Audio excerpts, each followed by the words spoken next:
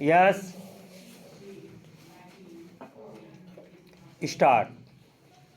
इसके पहले भी संसद के सत्र बिना किसी खास कामकाज के समाप्त हुए हैं, लेकिन शीतकालीन सत्र का मामूली कामकाज के साथ समाप्त होना इसलिए कहीं अधिक निराशाजनक और चिंताजनक है कि इस दौरान संसद के भीतर बाहर जमकर हंगामा तो हुआ ही, सत्ता पक्ष विपक्ष के रिश्ते इतने अधिक कटु हो गए कि उनके बीच शत्रु भाव दिखने लगा। इसी के नतीजे में पिछले दिनों संसद परिसर में पक्ष विपक्ष के सांसदों के बीच धक्का मुक्की हुई और मामला एक दूसरे के खिलाफ रपट दर्ज कराने तक जा पहुंचा। दोनों पक्षों के बीच की कटुता बढ़ जाने की पुष्टि तब भी हुई जब विपक्ष ने राज्यसभा सभापति के खिलाफ अविश्वास प्रस्ताव लाने की पहल कर दी। ऐसा पहले कभी नहीं हुआ।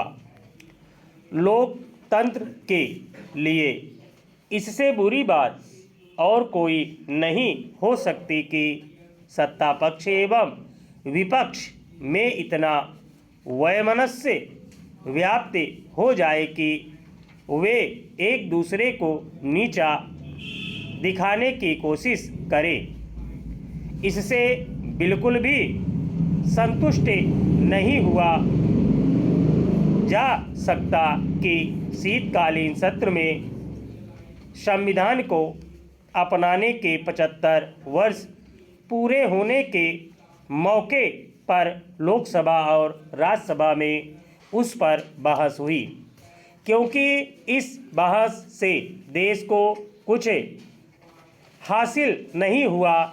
इस बहस के जरिए दोनों पक्षों ने यही साबित करने की कोशिश की संविधान को एक दूसरे से खतरा है, इसमें कोई संदेह नहीं कि विपक्ष की ओर से अपने संकीर्ण राजनीतिक स्वार्थों को पूरा करने के लिए जानबूझकर भय का यह भूत खड़ा किया गया है कि मोदी सरकार संविधान और आरक्षण खत्म करने का इरादा रखती है। चूंकि विपक्ष छिछले स्तर पर उतर आया, इसलिए सत्ता पक्ष को भी उसे उसकी ही भाषा में जवाब देने के लिए सक्रिय होना पड़ा।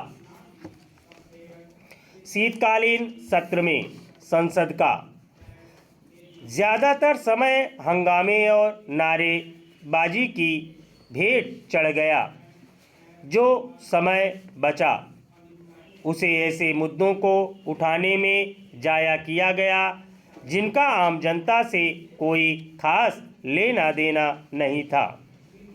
यदि आम जनता को संसद की कार्यवाही में अपने लिए कुछ ना दिखा हो तो हैरानी नहीं, यह समझ आता है कि विपक्ष की दिलचस्पी इसमें ही थी कि संसद में कोई कामकाज होने के स्थान पर हंगामा होता रहे, लेकिन कम से कम सत्ता पक्ष को तो संसद की कार्यवाही का उपयोग अपने एजेंडे को पूरा करने के लिए हर संभव तरीके से करने चाहिए थे।